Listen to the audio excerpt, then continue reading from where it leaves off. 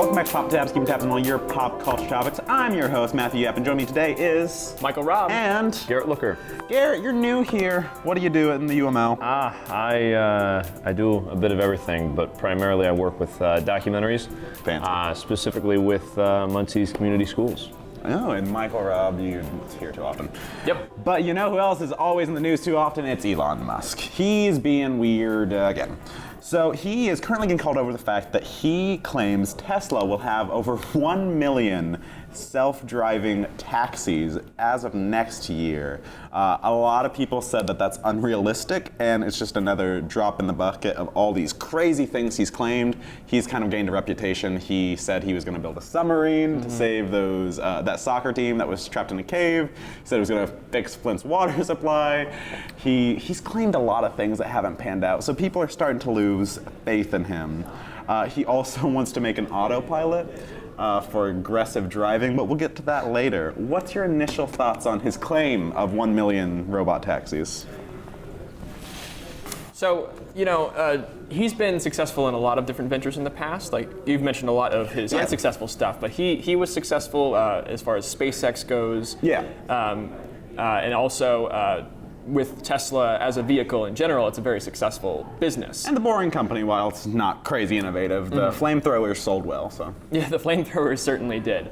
But in general also, like you said, there's a lot of stuff that he's claimed in the past that has not panned out, and I think the most recent example of that was the underground tunnel system, I think involving the Boring Company. Yes. I guess they brought investors in at some point, and what they were shown was not what was promised at that deadline, and I guess they have a history of not meeting those deadlines. So I think it's very reasonable for people to be skeptical about kind of some of the claims that are being made here. Yeah, essentially with the tunnels, they were promised, platforms that would move at around 100 miles per hour and go through this tunnel super quick.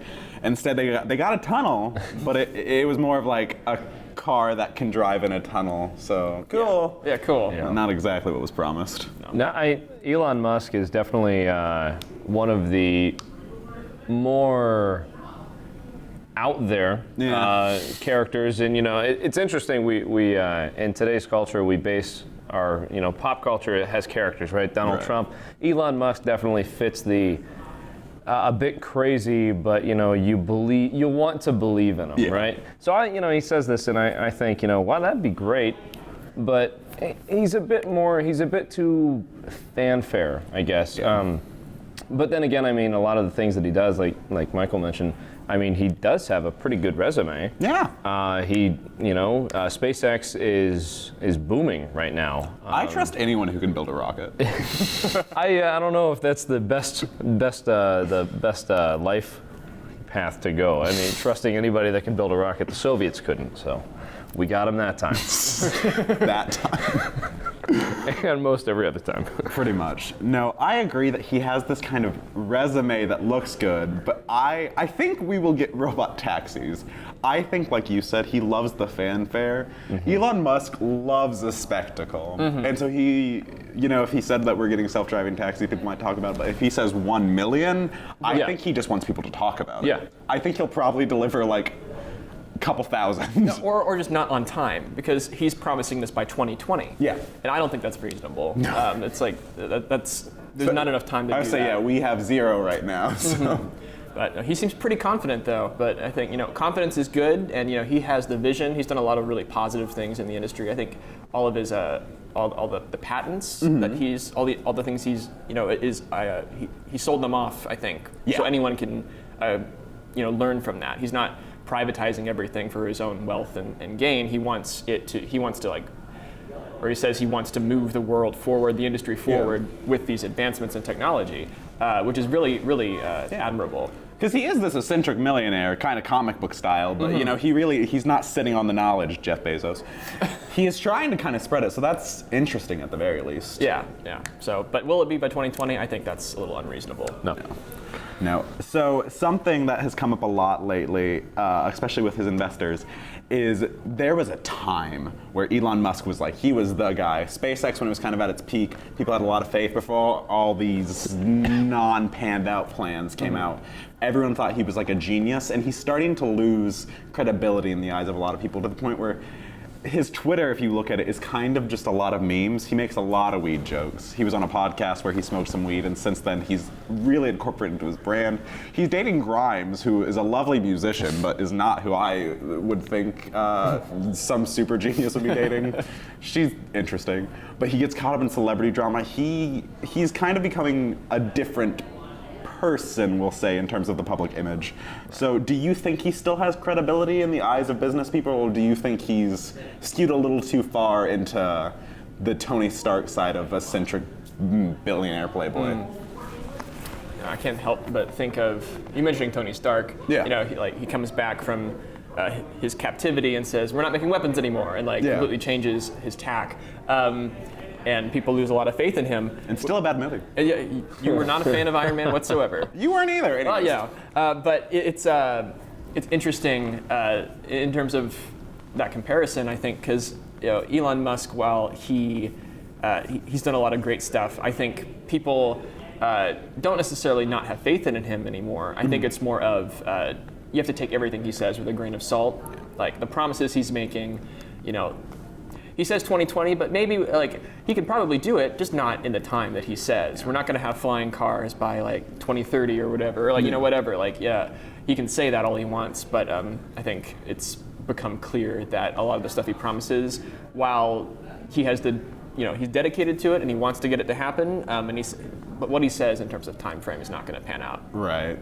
So in that sense, maybe there's been some faith lost. But what if it did? I'd be really he could laugh at all of us because, what if he actually made everything that he said he was going to make, maybe a little late. Right. But what if Elon Musk by 2030 is the savior we've all been waiting for? Because 5 years ago, that's what we thought he was, right? Yeah. We thought Elon Musk was going to be like, all right, global warming, forget it. We've got Elon. It's dead. Everything. We're going to live on Mars. Who cares Absolutely, about yeah, forget it. And then, I think, I'm so glad you guys brought up Tony Stark. Yeah. Because, that's 3 years ago, I think he really leaned into it. And he leaned into it so much, I think he wants to be Tony Stark. Yeah, absolutely. And then he's losing his mind. So now we went from 5 years ago saying, we got Elon. All problems are now non-existent. And now we're like, so we have Elon. And all these other problems. I think he's the poster child for why you shouldn't smoke weed, You think so? Yeah. Yeah, he smoked weed on that podcast, and look where he's because that's his problem. No one takes him serious now. So No, I think he has the best of intentions. When your dad says he's going to pick you up from school, and then it's been a few hours, and you walk home, your dad totally intended on picking you up. He's just a little late.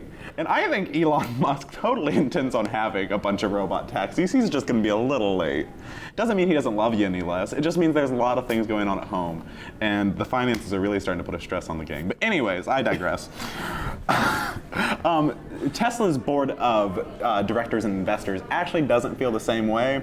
They don't know about his intentions. And in fact, it's starting to be considered that Elon just be removed from Tesla in order to separate the brand and protect the company. Do you think that has any validity, or do you think Elon Musk himself is kind of the Tesla brand? Because I personally associate Tesla with Elon Musk. Well, Papa John's is also associated with Papa John, and he has since been left at the wayside in terms of his company. Really? Yeah. Did you not know about that? No, I knew about you knew it. about that. But, And Ball State's lovely business. Yeah, building. We also separated. Yep.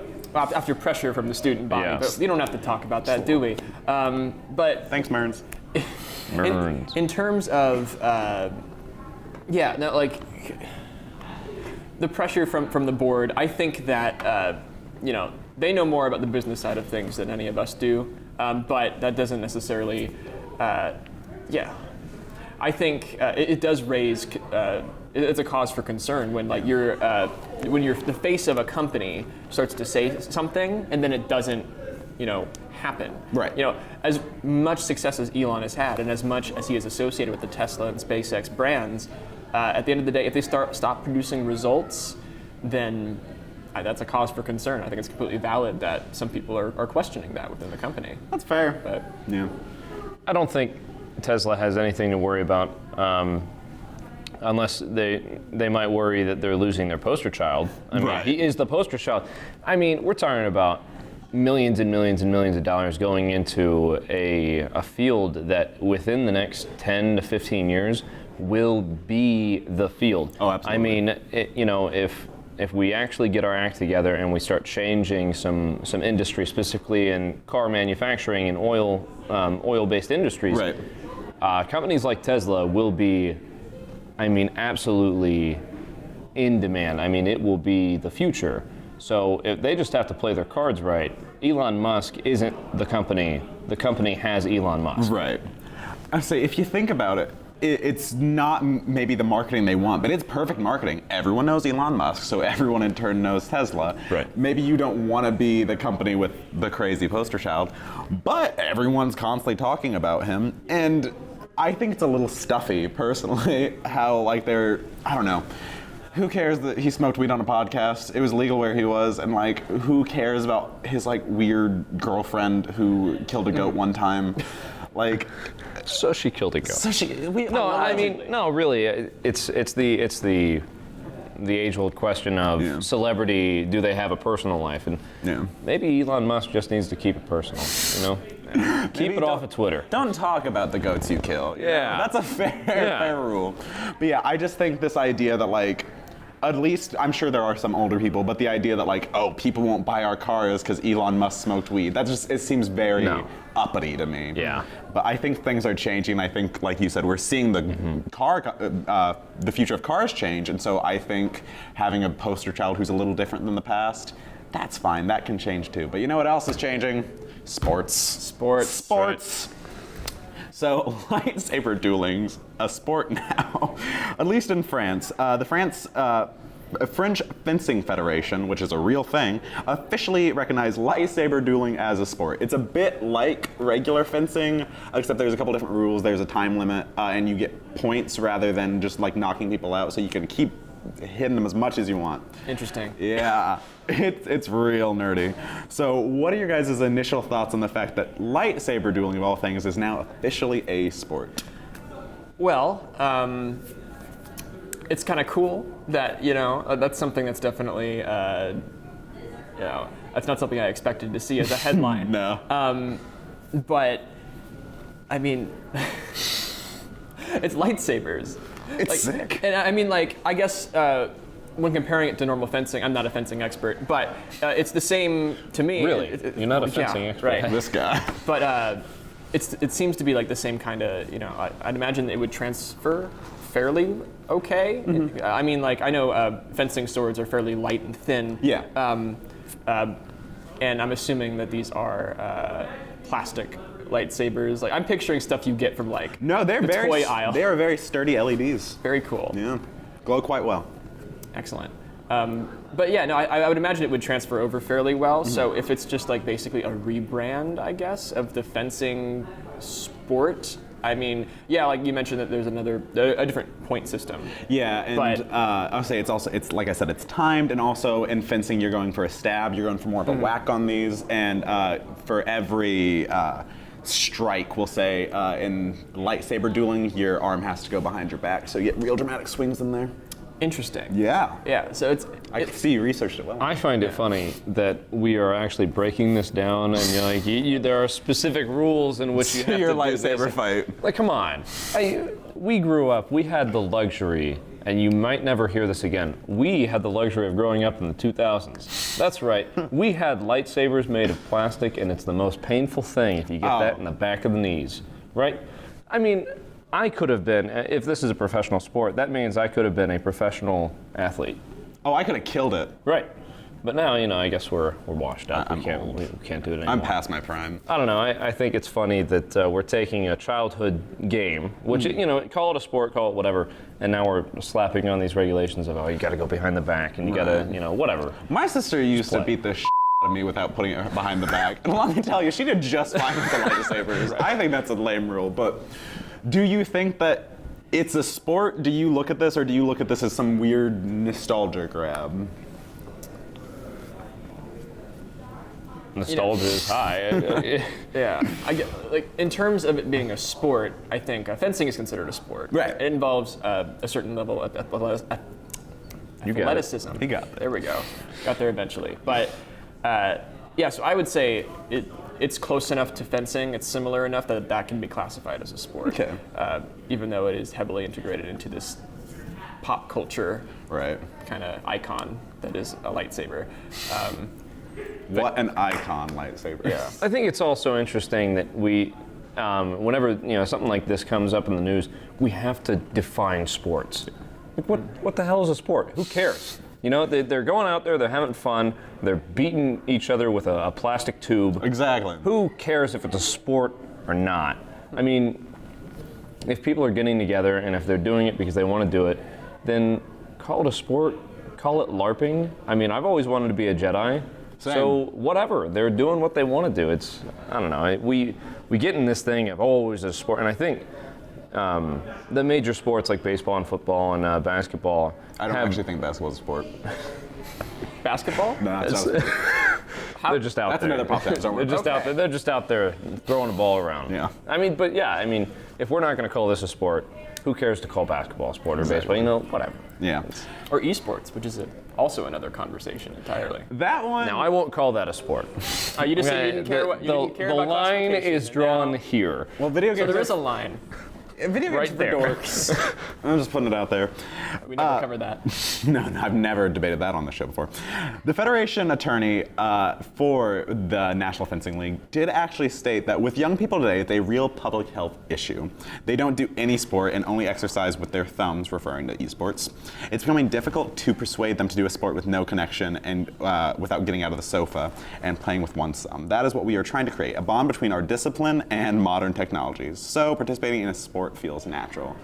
So I thought it was really, really cool, this idea of lightsaber dueling as a thing, and it made me like it a lot less to hear him say that, because it kind of feels like an angry old man shaking his fist like, those kids, they won't play sports unless we give them a Star Wars.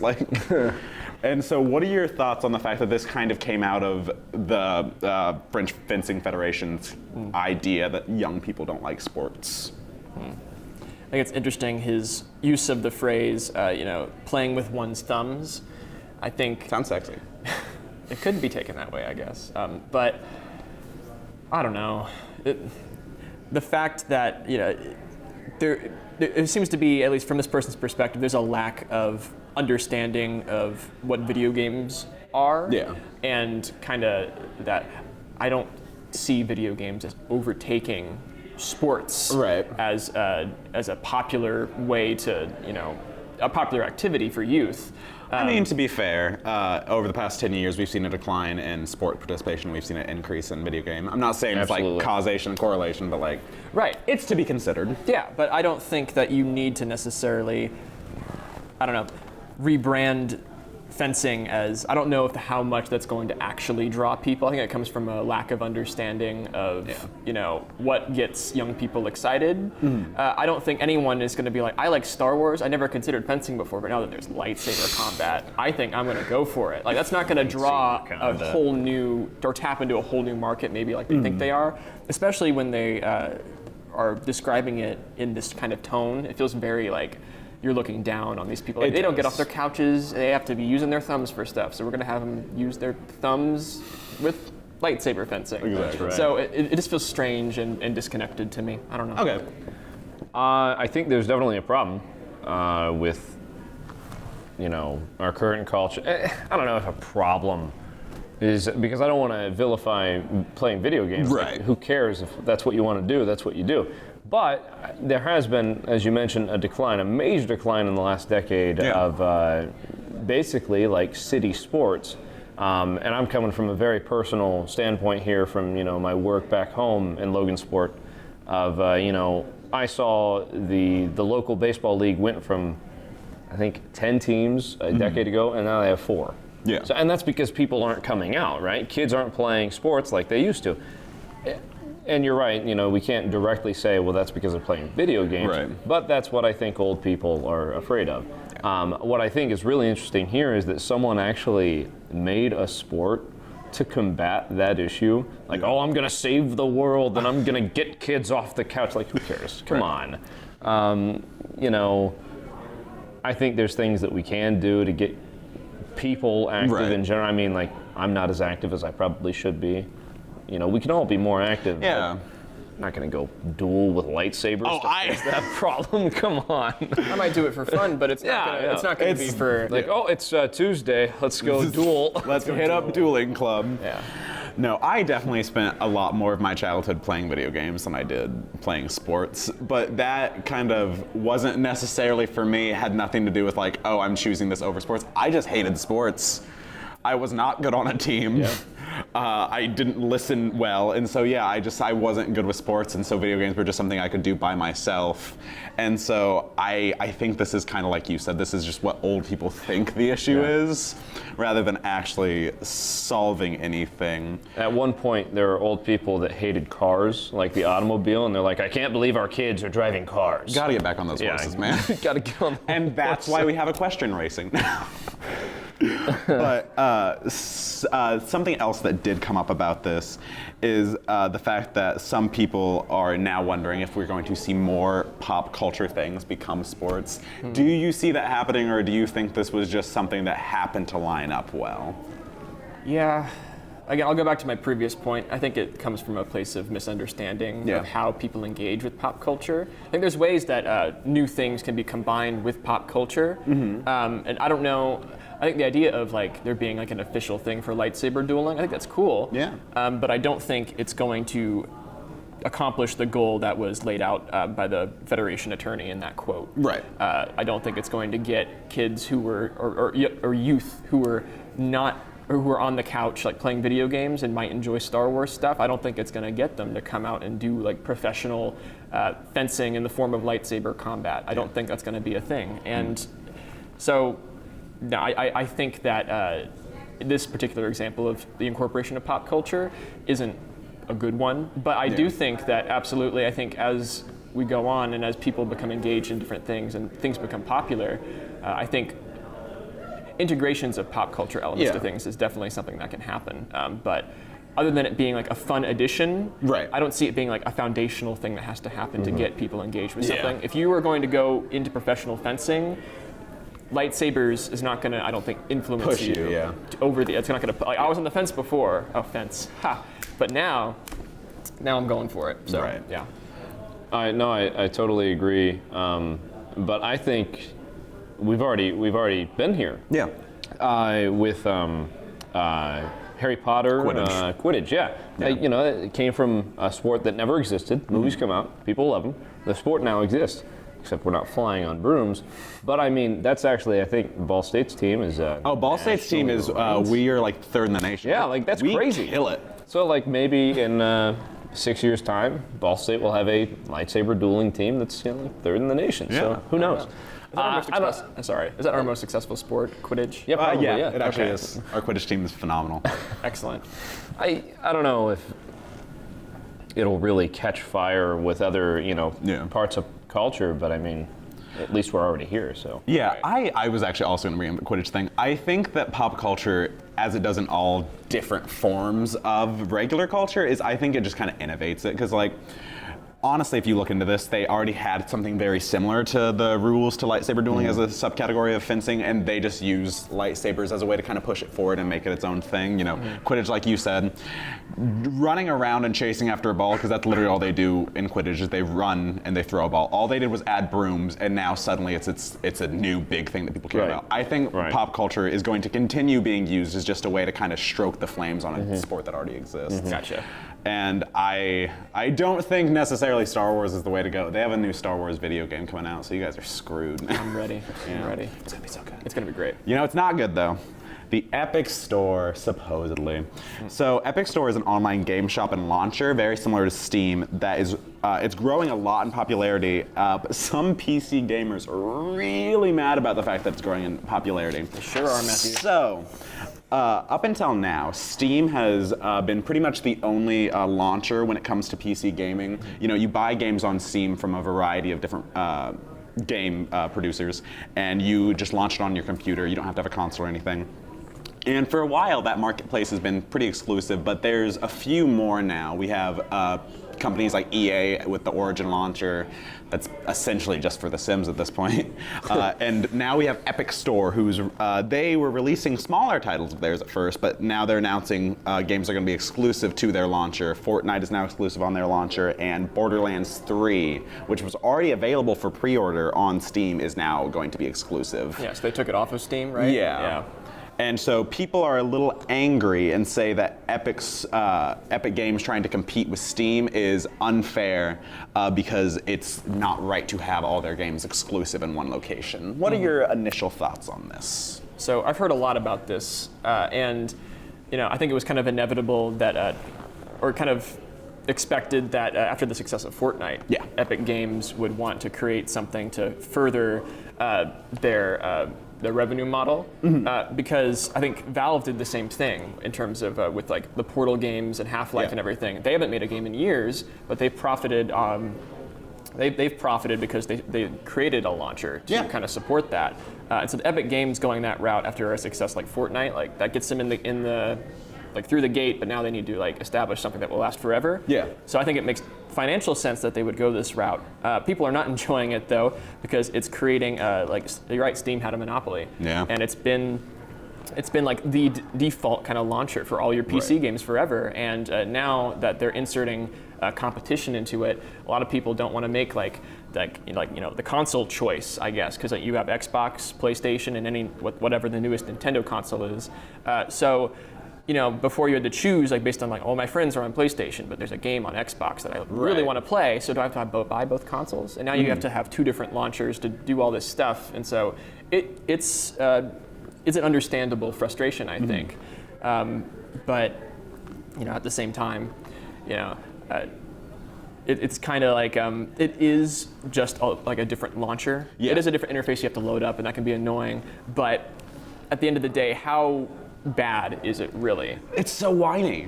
People are so whiny. It's free. It's not like an Xbox and a PS4 where you have to buy another $300 like a whole new piece of like $100 You literally hardware. Go onto their website and just download it. Yeah. Like it's so people are so whiny about it. Let me clarify something. So do you have to buy these launchers, or is it just you're getting it from a different system? Yeah. So the equivalent is instead of going to just Walmart now, you'll have to go to Meijer too. Yeah. Is that what we're saying? Yeah, basically. So you're buying the game for the same price. The only difference is now, I have to download something different to play it on, which you're doing for free. It's as if Xbox and PS4 were both willing to give you a PS4 and an Xbox for free, and you were mad because you had to play them on two different consoles. I think people are being insane about it. And I agree. It's a little overblown. And I understand how that can be annoying to have to load up a different program, like that all your games aren't in one place. There's a convenience that comes with that. There is. We'd all like that. But that's the case on all sorts of platforms, like streaming services. You have Netflix, Hulu, HBO Go. You're going to get the new Disney streaming service coming out. Like everyone's going to have their own streaming services soon. But you pay for those. But you do pay for those. But this is just a game launcher. Yeah. So, That actually did come up, as a lot of people were pointing out that the reason they're upset about this is there's a fear that it will become like streaming services, where pretty much before it was just Netflix and Hulu to an extent, and then now it's become HBO Go. Disney's making their own one. DC made their own one. There's a lot of different streaming services and a lot of different platforms you have to go to, so they're afraid that every gaming company was going to make their own platform. Do you think that's going to happen? And if so, do you think that makes sense? Or do you think that it's better for companies to stick to one marketplace? Well, I think if we look back at consoles again, cross-platform games, like most of the Call of Duties, if not all of them, have been on both for PlayStation and for Xbox forever. And so I don't think you need to necessarily, unless you have a specific deal with that company, and that you see that as being more profitable. I don't know. I think that how much of a big deal is it to have these two different marketplaces in which to get something off of? I mean, it'd be nice to have games that that everyone can play every game. Yeah. But again, when I hear the word monopoly, I get a little shaky. I don't want someone to be completely. Right. Watch out for the the Russians get brought up twice today. So, I'm a communist. yeah. So I don't know. I don't like the idea of one company, controlling everything, because then it's, competition drives prices down, which is better for the user, better for the gamer. So I'm really interested and baffled why people are like, oh, now I gotta go and download another free site. How could Woe is me. I guess an argument to that, a counterpoint, would be that competition not only drives down price, but also forces competing companies to innovate and to change things to be more user-friendly. There's more pressure to get users to use their thing because there's someone else that they could go to if they don't like it. Yeah. Steam, when that first launched, everyone hated it. Everyone hated Steam. I hated Steam. Yeah, and people were complaining about it. Now it's become the norm over time, but I'm not an avid Steam user, but I'm sure there's features on Steam that some people probably are not satisfied with and wish that it would change, but they're just complacent with it because it's the only thing that's there. Yeah. Now that Epic Games has come along, you could argue that having these two competing with each other could lead to more innovative stuff coming out. Yeah. Using Fortnite and Apex Legends as an example.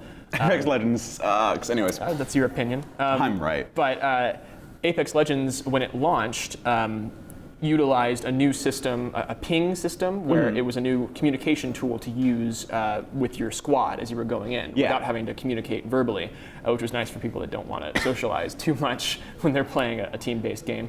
But you saw a couple months later, Fortnite, which didn't have that system, but it was wildly popular in Apex Legends, or praised, they implemented that. Yeah. And so when you have new things come in, I think there's potential for new stuff to come out of it. How much more can you innovate a game launcher, though? I don't know. Maybe there's not a whole lot of room for that. Yeah. I guess my kind of gripe about it is, when all these different companies make them, I see the future, because, their business, that they're here for a profit. I see kind of a future where, once we have you once you're in the Epic Games Store and you're already kind of dedicated to it, now we start charging for it. It's kind of like how right now Disney Plus, their subscription service is $7, and everyone's like, that's so low, because it won't be that low for very long. No. They'll wait until you're subscribed and then they'll bump it up, like Netflix did. And so I kind of see that possibly happening with gaming companies. But I guess that's like a future thing that we'll have to see if it actually happens. Right. I also do kind of think it doesn't make a ton of sense for companies, because with Steam specifically, they take about 30% of your profits. And so you could, make it yourself and then you don't lose your profits to anyone, but the difference is you lose a really large fan base of people. I know a lot of people in Steam's release statistics since this come out, why companies should stick with them, is a lot of people, they go and they're playing, game X, and then they see an ad for, or just in the marketplace, they see, Death Road to Canada on there, and suddenly you want to play Death Road to Canada. It's a great game, you should. And so I think separating it is just going to make it both harder for users to find new games and for companies to sell their product. Okay. But I don't know. We will see. Something else that's super weird is more or less just kind of wild accusations started that the reason the Epic Games Store exists is because a $1 billion Chinese media company called Tencent has invested in Epic Games. They have a majority stock in the company, and so a lot of people are saying that the reason the Epic Games launcher now exists is that it's Chinese spyware and that it's there to track your data. So what are your thoughts on that? So from what I've seen about Tencent, and it has a large amount of, it's invested in a lot of gaming companies and has a majority share in a good chunk of stuff, and in some cases owns companies completely. And so, and most people aren't even aware of it. No. That a lot of American, or not American games, but games that are played and are popular in America are completely being run or owned by a Chinese corporation. Yeah.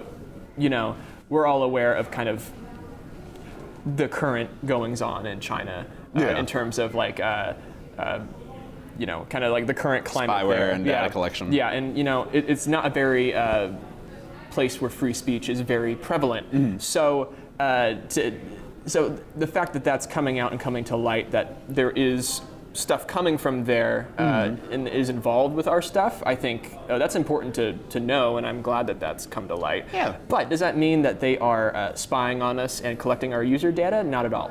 I wish they were. Yeah. I'm here for it. I love data like- collection. I love data mining. Gosh. I've given this rant before. Not illegally. Oh, never mind. No, I'm here for the conspiracy theory that China's watching us. We were on very different tracks. Is Anyway, there something you want to share? I love data collection. I think it always gives you a more personalized product, which I think is fun. Amazon's recommended so many things. I bought a kalimba because Amazon recommended it for me. They knew I wanted it. I think it's wonderful when people data mine, so I'm okay with it. Ad recommendations are dangerous. Yeah. You know, I think sometimes I feel like the internet knows what I want before I Exactly. know what I want. Yeah. Exactly. I think there was a story about someone, like a father who was receiving mail, advertising for stuff for like pregnant women, and he was like, "Why is this coming to us?" And his daughter was like, "Oh, I'm pregnant," and he didn't know, and like that's how he found out was because That's of sweet. advertisements. I'm not sure he was. I think in that particular story, I'm not sure he was a fan that his daughter was pregnant. Oh. So not so sweet, and kind of an unfortunate way for that to be revealed to him. Well, that's her fault for admitting it. But I don't know. Pregnant? But yeah, but Me. advertisers, the point of that is advertisers knew that she was pregnant before anyone around her did. Like, Yeah. Don't Google, like, am I pregnant? That's, again, I've bad. Googled "Am I pregnant?" Exactly. before. So Right. I mean, I don't know. so it's just It'd be interesting if Amazon started sending me stuff for that. right. Is there someone in your life that like, do I like? I don't know. But data mining aside, Garrett, what is your thought on Tencent possibly I don't doing? know. I think, you know, we always have to keep an eye on this stuff, but I Yeah. have no idea. Why would they want to? Why, honestly, why would they want to be watching, right, I guess, you know, keeping track of who's playing these games? And I mean, is it illegal? Yeah. Will people care? Like, if this came out, you know, oh my gosh, they're watching what game you're playing. Will people say, big deal? Give me Right. my game? Probably. Yeah. Or is the reason that they're making a big deal out of it, because a lot of people are, is it just because they don't like the idea of the Epic Game Store, and this is just another reason like to add fuel to the fire? That one. Yeah. And so, I don't think Tencent is spyware. That's the thing. I spent a lot of time trying to find where these accusations come from, and it's literally just been people being like, they have a lot of stock in Epic Games. Invested, yeah. I bet that they are using malware to like spy on us. Right. I think people, they just kind of hate the Epic Games launcher, and so they are running for it. But maybe not. Maybe I'll be wrong, and in like 5 years, China's going to kill us all via Epic Games Store. That's what a way to go. What It's an end to entirely- America. That's our end game. Entirely. That's our end game. And we are in the end game We now. are in the and we're in the end game of this podcast. So what are your closing thoughts on this or anything else we talked about today, gang? I think Elon Musk truly is the Tony Stark of our generation. Truly. And I expect to have a flying suit of armor in my garage by 2025. Lightsaber That'll be dueling, 2027. and a working lightsaber so I can go to my fencing tournament. And you know, while playing in a big game store through the launcher integrated into the helmet. So that's Absolutely. my ideal future. Yeah. Ending thoughts for me. Elon Musk is our future. It's valid. That's all we need to say. I think Epic Games Store is going to be dead in a few years. Hopefully one day we can kill people with lightsabers. And Elon Musk, you know, I like you. I think you're charismatic, but that's all we got for today. Thank you so much for watching. I've been your host, Matthew. Yapp. Joining me today was Michael Robb. and Garrett Looker. thank you. Hey, so Garrett, we talk. This is it. This is it. We just. So, you want to explain the countdown thing? Were you about to do that? I'm sorry. I will shut up. I was.